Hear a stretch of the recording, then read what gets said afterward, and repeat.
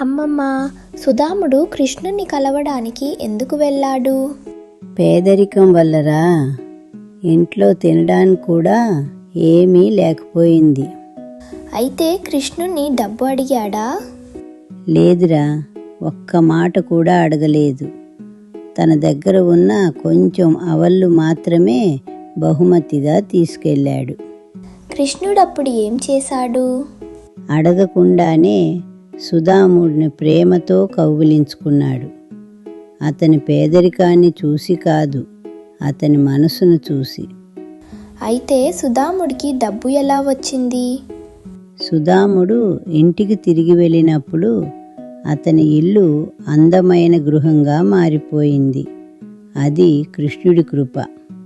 అంటే అడగకపోయినా దేవుడిస్తాడా? అవునురా, సుధాముడు అడగలేదు, కృష్ణుడు చూశాడు. ఈ పాఠం ఉపయోగపడితే లైక్ చేయండి. మరిన్ని కథల కోసం సబ్స్క్రైబ్ చేయండి.